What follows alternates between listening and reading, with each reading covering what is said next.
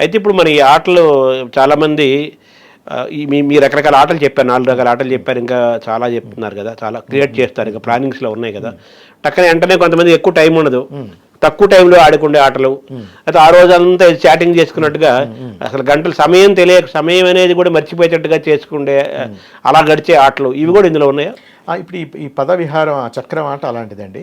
ఇదేంటంటే చక్రం వస్తుంది, 7 అక్షరాలు ఉంటాయి.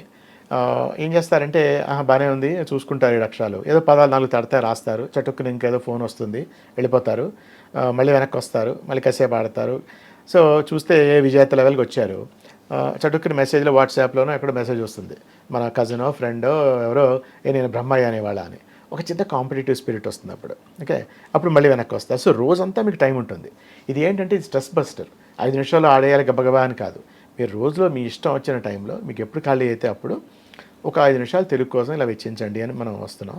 సో అది కంటిన్యూస్గా రోజంతా మీరు ఎప్పుడైనా ఆడుకోవచ్చు, కావాలంటే ఒకసారి కూర్చుని ఆడేసేవాళ్ళు ఉన్నారు మనకి. అలా కాకుండా రోజులు అప్పుడప్పుడు ఖాళీ ఉన్నప్పుడు ఆడతాను అని చేయొచ్చు. వీటన్నిటికీ కూడా ప్రోగ్రామాటిక్గా అది పనిచేస్తుంది.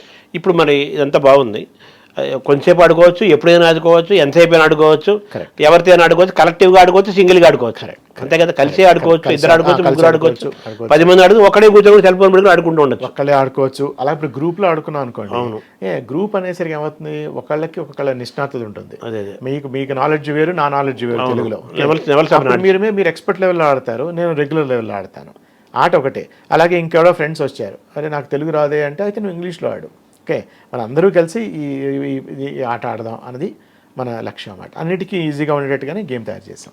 అంటే ఓవరాల్గా ఇది కాంప్లికేటెడ్గా ఏముండదు, గేమ్ చాలా సింపుల్గా ఉంటుంది. కాంప్లికేటెడ్గా ఉంటే వెళ్ళిపోతారు, చాలా సింపుల్గా ఉంటుంది. అయితే ఒక అపోహ ఉంది చాలామందికి, ఇది తెలుగు అనేసరికి తెలుగు అంటేనే కాంప్లికేటెడ్, ఇందులో ఒత్తులు గుణింతాలు ఉంటాయి, మేము చాడలేమేమో అన్న భయం ఉంటుంది. ఓకే, ఆ అపోహను కొంచెం తొలగించుకొని కొంచెం ముందుకెళ్తే ఇది మనకి ఈజీగా ఉంటుంది.